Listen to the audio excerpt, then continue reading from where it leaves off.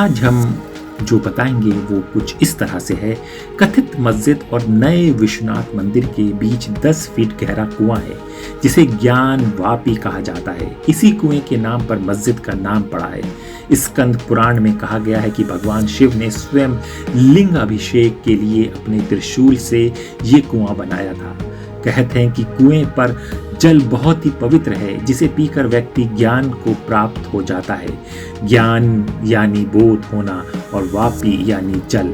ये भी कहते हैं कि शिव जी ने यहीं अपनी पत्नी पार्वती को ज्ञान दिया था, इसलिए इस जगह का नाम ज्ञान वापी या ज्ञान का कुआं पड़ा है। ज्ञान वापी जल श्री काशी विश्वनाथ पर चढ़ाया जाता है। रिसर्च यानी कि शोध क्या कहते हैं ज्ञान वापी मस्जिद के बारे में।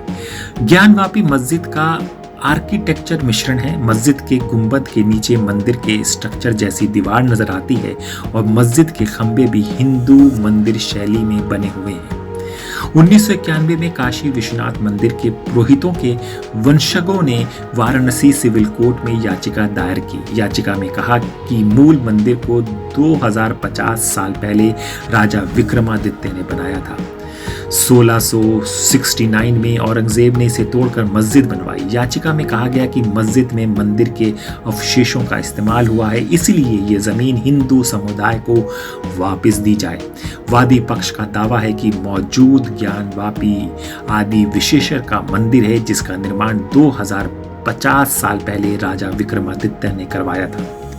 ज्ञानवापी को लेकर हिंदू पक्ष का दावा है कि ज्ञानवापी विवादित ढांचे की जमीन के नीचे 100 फीट ऊंचा आदि विशेषर का स्वयंभू ज्योतिर्लिंग है। विवादित ढांचे के दीवार पर देवी देवताओं के चित्र हैं। हाल ही में मस्जिद के सर्वे में यह खुलासा हुआ है कि तहखाने में एक शिवलिंग है। तहखाने के स्तंभ में मूर्तियां अंकित हैं। वहां कई मूर्तियां और कलश के होने की बात भी कह गई है। ज्ञानवापी मस्जिद की दीवारों पर स्वास्तिक, त्रिशूल और ओम के निशान पाए गए हैं। इसमें मगरमच्छा का शिल्प है। जहां नमाज पढ़ी जाती है वहां पर दीवारों में जगह जगह श्री ओम आदि लिखे हुए हैं। स्तंभ अष्टकोण में बने हुए हैं जो हिंदू मंदिरों में पाए जाते हैं। मस्जिद की ओर मुंह किए हुए नंदी इस बात को दर्शाते हैं कि उस ओर शिवलिंग है। मस्जिद परिसर में स्थित श्रृंगार गौरी मंदिर का होना इसका बहुत बड़ा सबूत है।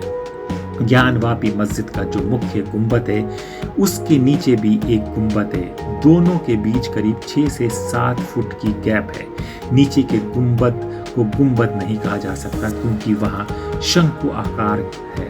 ऐसा हिंदू स्थापत्य शैली में बनता है। गुंबद में जो नीचे का भाग है वो मंदिर का मूल स्ट्रक्चर है। तो कैसी लगी आपको हमारी ये वेब सीरीज हमें बताइएगा, और आगे भी आप कुछ और जानना चाहते हैं तो हम आपको इसी तरह से उसके बारे में रिसर्च करके बताएंगे।